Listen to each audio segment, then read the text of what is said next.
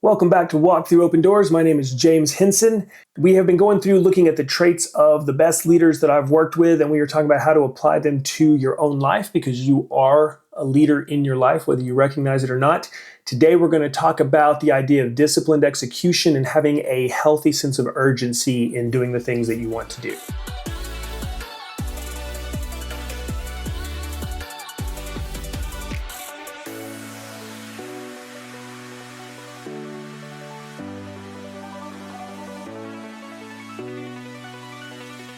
So I've worked with a whole lot of people over the years. I've been a social worker, I've been a campus mentor, I've been an adjunct professor, I've been a meditation teacher, I was a therapist, I've been a life coach, I've been an executive coach, I've been a business coach. Now I tend to work with organizations and leaders only. And the thing that separates so many people, the people who do versus the people that don't, it's not some big magical X factor, it's not charisma, it's not know-how, it's not brains. I've learned that it just comes down to it's the people who do it.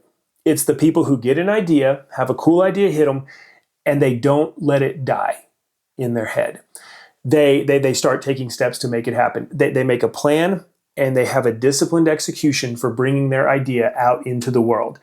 And that is paired with a healthy sense of urgency in that they're going to do this thing. They're not going to rush. They're not going to be running all amok with, the sky is falling. But they do it like it matters. It's so strange to me that we have this limited amount of time here on this planet. Like that's it. You're going to die someday. At some point, this entity that is watching this is not going to exist anymore. They will not be here to do the things that you want to do.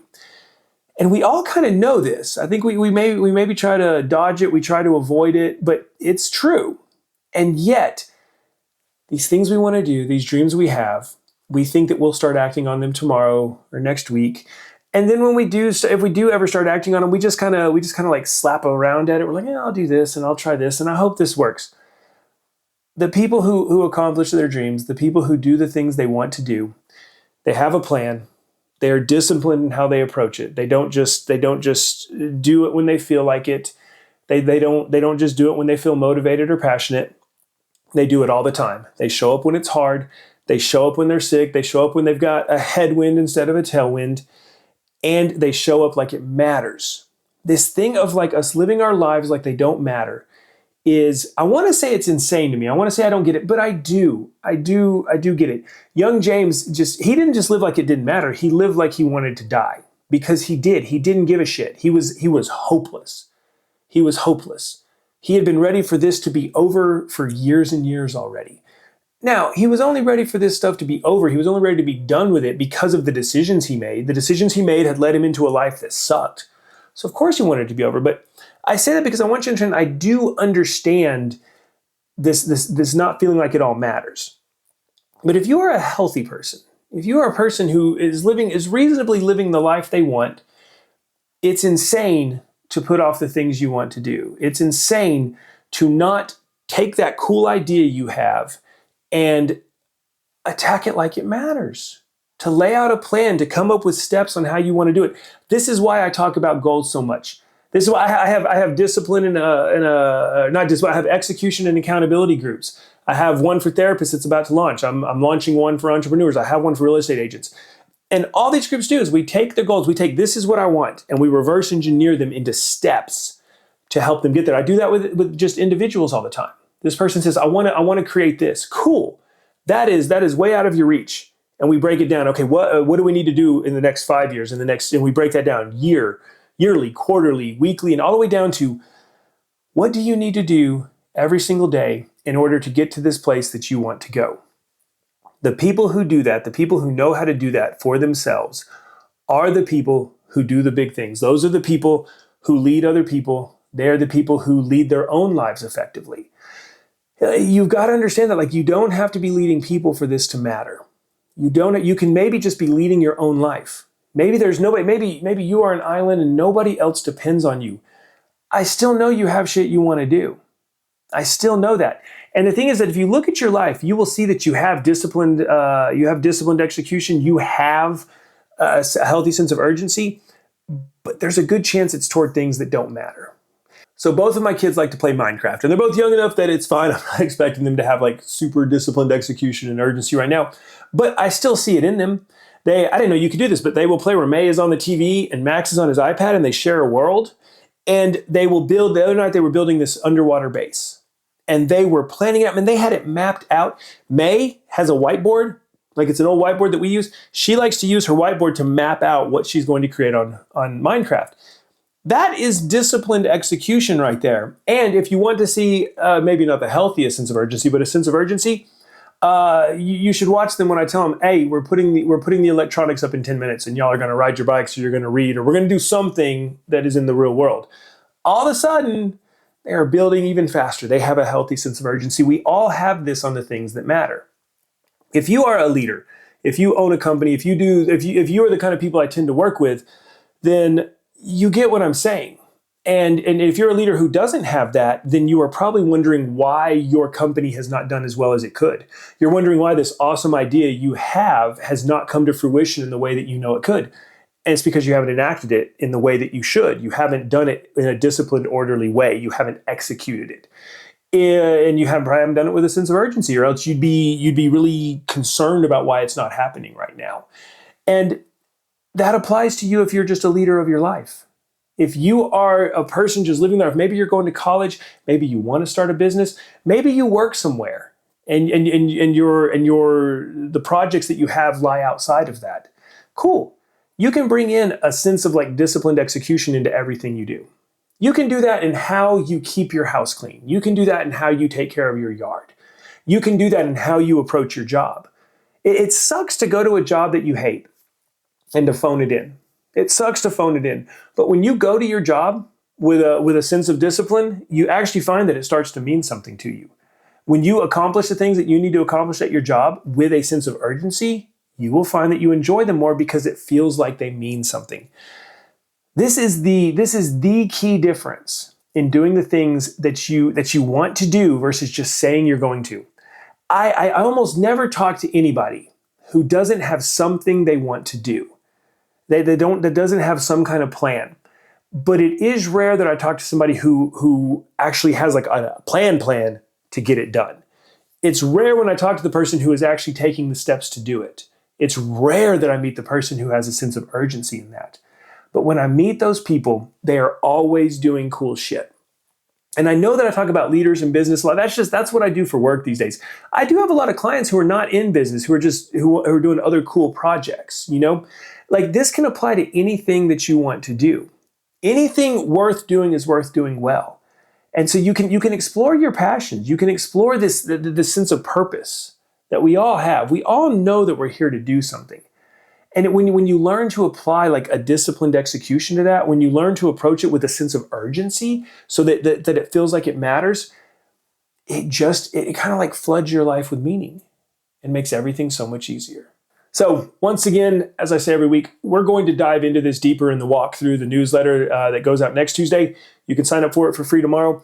You know, I think that the way that you could start to do this now is that a lot of times we make our ideas too big and we don't know how to, like we make them so big that they're unattainable, you know? Like if I said right now that I want to go to Japan, that's too big. I mean, where do I want to go? How much are flights? I got to start breaking that down into something more manageable. So take that idea you have and make it manageable. Break it down into steps. Once you do that, set non-negotiables with yourself.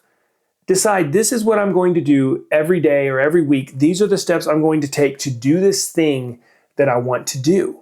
I'm going to do this and I'm going to do it first thing. I'm going to treat it like it matters. And then start to track your progress.